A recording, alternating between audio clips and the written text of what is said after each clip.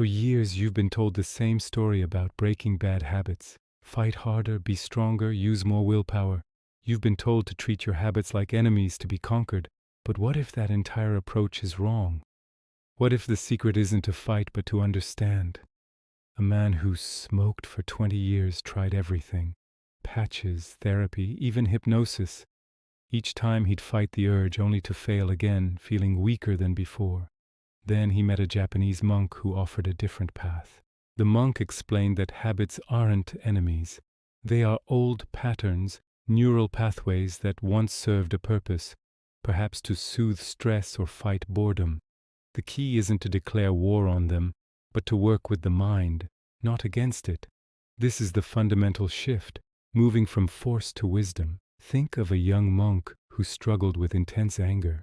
His master didn't tell him to suppress it or shame himself for feeling it. Instead, he gave him one simple instruction. When anger arises, don't fight it. Observe it.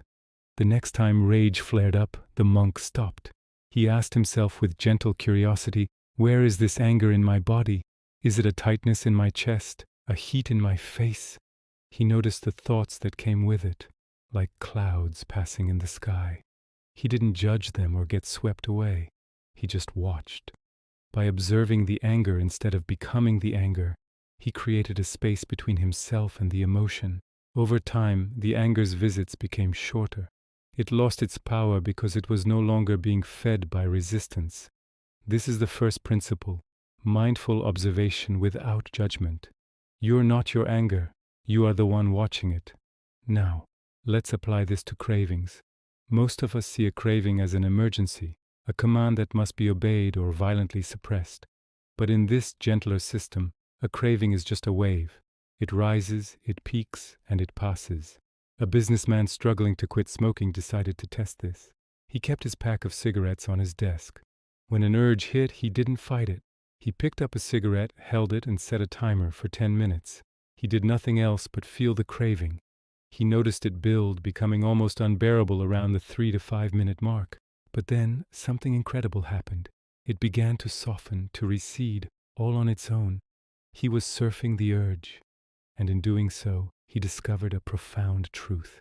He was not his cravings. He was the vast calm awareness in which the waves of craving arose and passed away. This brings us to the second principle, one that revolutionizes the idea of progress, Kaizen. The Western mindset often pushes an all-or-nothing approach. You either run a marathon or you're a failure. You either quit sugar cold turkey or you've got no discipline. Kaizen is the opposite. It means continuous small improvement. It's about getting just 1% better every day. A woman with a shopping addiction found this transformative. Instead of vowing to never shop online again, a goal that felt impossible, she started with a tiny delay. When she felt the impulse to buy something, she told herself she would wait one day. That was it. Soon 1 day became 2 days, then a week. The small delays created just enough space to weaken the impulse. She wasn't fighting a war, she was gently loosening a knot, one thread at a time. The goal isn't a dramatic overnight victory, it's sustainable incremental change. But why do these habits have such a hold on us in the first place? Often it's because they're filling a void. Stress, loneliness, boredom, a lack of meaning. This is where the Japanese concept of Ikigai, or a reason for being, becomes the true engine of change. You can't just remove a bad habit, you must replace the function it was serving. A programmer used to drink every evening to signal the end of a stressful workday. The alcohol was a ritual that helped him switch off. When he tried to simply stop, he felt restless and empty. The Japanese approach would be to ask, what are you truly seeking? Is it numbness or is it peace? He realized he needed a new ritual to mark the transition from work to rest. So he replaced drinking with sketching, a simple, calming, creative act. It fulfilled the same need for a mental reset but aligned with his deeper values and well-being. He didn't just break a bad habit, he built a better life, and the old habits simply fell away. One of the most destructive parts of trying to change is the voice of the inner critic. I'm so weak, I failed again. What's wrong with me? This self-shaming creates an inner war. There's a harsh critic on one side and a rebellious child on the other, who often sabotages your efforts just to spite the critic. The Japanese approach replaces self-criticism with radical self-compassion. A teacher struggling with emotional eating learned this lesson. After an episode of overeating, instead of punishing herself, she learned to narrate the facts neutrally. I ate more than I intended to. Then she'd ask with kindness, what was I feeling right before? Was I lonely, unappreciated, anxious? By investigating the root cause without judgment, she could start addressing the real problem, her emotional needs, instead of just attacking the symptom. Compassion isn't an excuse, it's the strategy that finally ends the inner war. Think of your habits as paths in a forest. A bad habit is a wide, well-worn trail your brain follows automatically. It's easy and effortless. Trying to just stop using that path with willpower is like standing at its entrance and yelling at yourself not to walk down it. It's exhausting and rarely works. The Japanese method isn't about erasing the old path. It's about choosing to walk a new one. At first, the new path, your desired habit, is difficult. It's overgrown, and you have to push through the foliage. But every time you choose it, the path becomes a little clearer. Meanwhile, the old, unused path slowly begins to grow over. This isn't just a metaphor.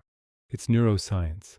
By repeatedly performing a new behavior, you strengthen new neural pathways until they become the new automatic choice.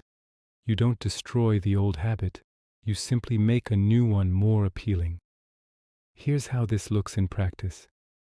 A man addicted to social media scrolling knew that simply deleting the apps was a temporary fix.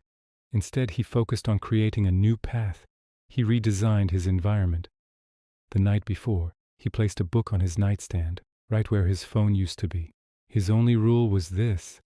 In the morning, he had to read just one page before he was allowed to check his phone. It was a tiny, frictionless new habit, but that one page often turned into 2, then 10, then 30 minutes of reading. He wasn't fighting his phone addiction. He was starting his day with a more fulfilling alternative. The urge to scroll didn't vanish, but it naturally shrank because his morning was already filled with something better. So what is the Japanese system for breaking bad habits?